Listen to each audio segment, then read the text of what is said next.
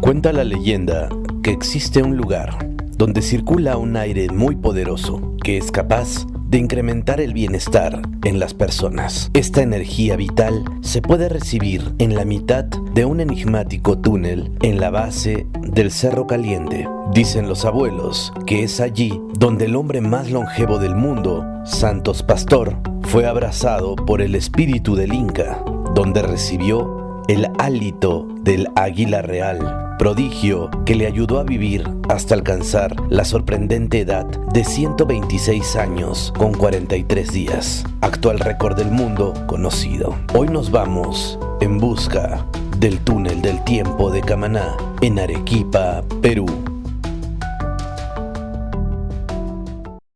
Con mis hermanos decidí explorar el tema arqueológico, histórico. Por eso programábamos salidas los fines de semana a diferentes sitios de Camaná y principalmente hacíamos caminatas. Y cuando nosotros fuimos hacia esa zona, al denominado hoy túnel del tiempo, fuimos a buscar un cementerio, un lugar arqueológico que se llama Los Pacaicitos, donde estuvieron los primeros pobladores de Camaná, un asentamiento precolombino, y fuimos en búsqueda de ese lugar por un sendero inca al pie del río.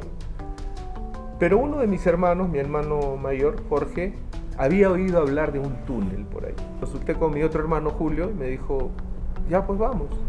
Y empezamos a caminar en medio de los cerros, pero no sabíamos dónde íbamos, ni cómo, ni por qué.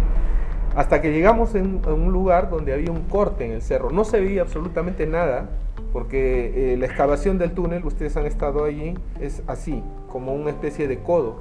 Sí. Cuando nosotros hemos llegado, nos quedamos sorprendidos, inclusive no nos atrevimos a pasar por el túnel, porque ahí no habían huellas. Bueno, si habían huellas eran de algunos animales, ¿no? De búhos o animales de la zona, pero no había ninguna huella humana. Nos miramos sorprendidos y mi hermano me dijo, mejor no pasemos porque puede estar llena de murciélagos, no sabemos qué hay adentro. Pero yo me atreví y dije, no sé, total, y estamos acá, y mi espíritu explorador, investigador, me llevó a arriesgarme. Y efectivamente pasé por el túnel. Y cuando pasé sentí una extraña sensación, ¿no? Porque hay una especie de brisa que toca con el cuerpo y de todas maneras, o sea, era una situación totalmente extraña, mística. La experiencia de pasar por un túnel creo que no es una experiencia común, ¿no? Porque uno pasa por un túnel, bueno, el túnel de Vítor, que yo paso dentro de un bus, digamos, ¿no? Pero cruzar caminando un túnel, creo que como actividad de cualquier ser humano, es una actividad muy singular.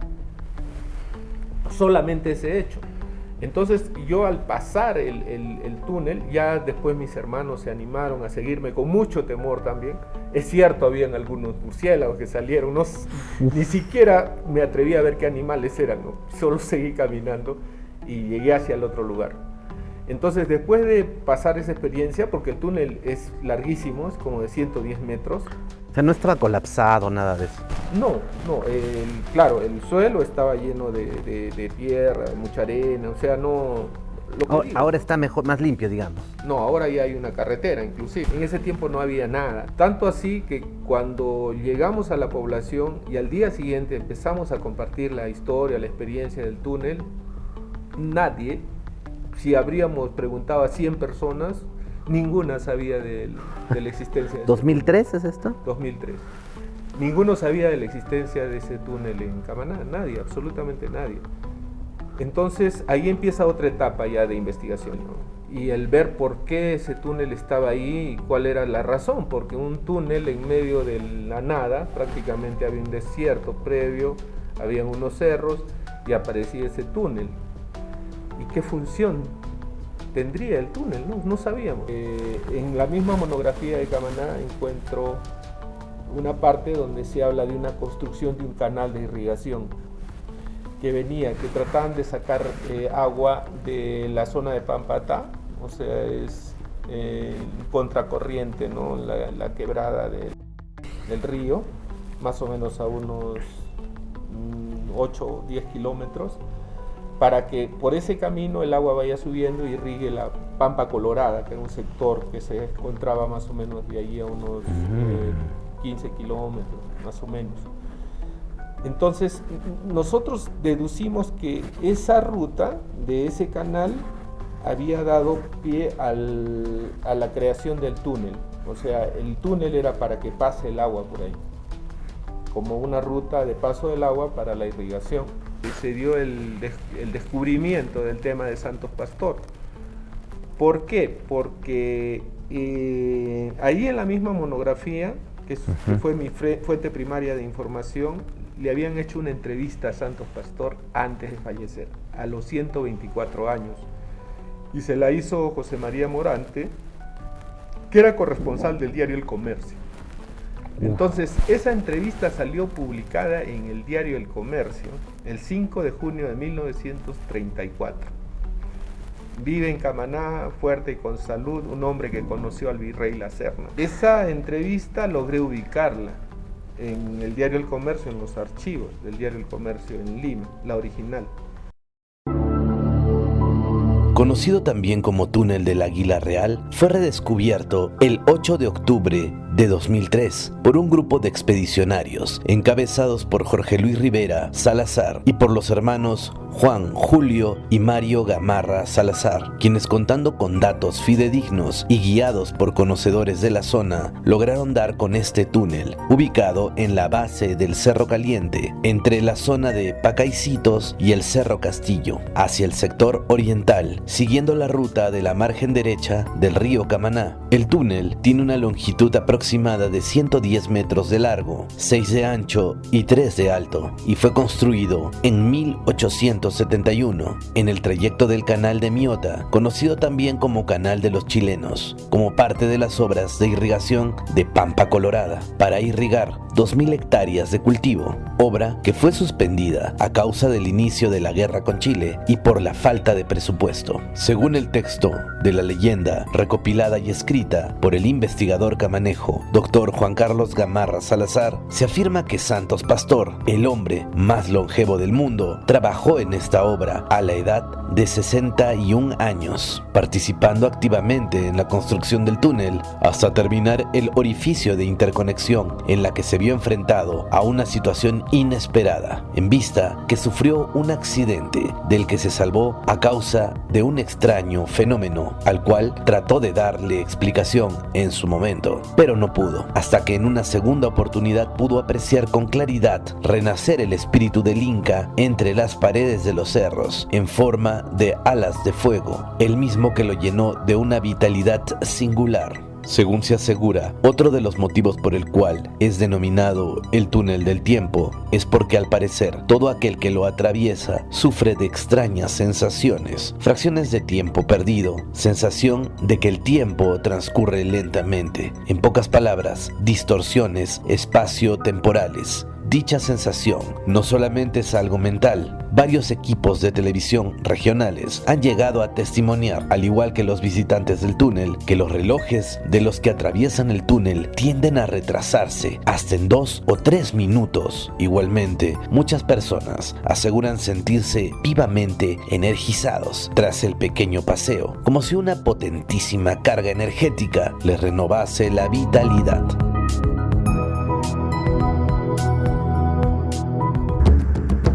Santos Pastor nació en Camaná el 6 de noviembre de 1810 y falleció el 20 de diciembre de 1936, alcanzando la sorprendente edad de 126 años con 43 días. Fue hijo de inmigrantes africanos traídos por los españoles en calidad de esclavos para la explotación de las fértiles tierras del Valle Camanejo. A los 14 años tuvo la oportunidad de observar al último virrey José La Serna a su paso por Camaná, cuando éste se dirigía al puerto de Quilca para embarcarse a España.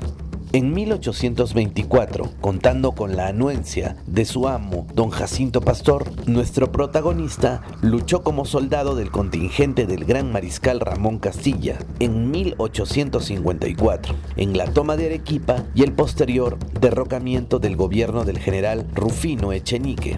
Castilla, inspirado en la cooperación y compromiso con la gente de color, libera de la esclavitud a los afrodescendientes. Un año después que asume el poder, consiguiendo de esta manera Santos Pastor el apellido de su patrón y la tenencia de 4 hectáreas de cultivo. A partir de allí se dedicó al cultivo de sus tierras, llevando una vida apacible y sin apremios. Su asombrosa edad atrajo al periodismo de la capital. Fue así que el 5 de junio de 1934, El Comercio de Lima lo entrevista. 2 años después, falleció de causas naturales.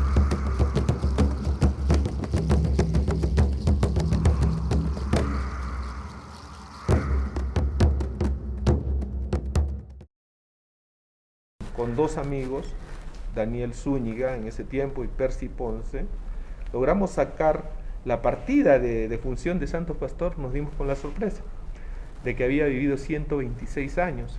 También había trabajado en el Club Internacional con profesores cubanos, y ellos manejan mucho, los profesores de atletismo, tiempo y marca.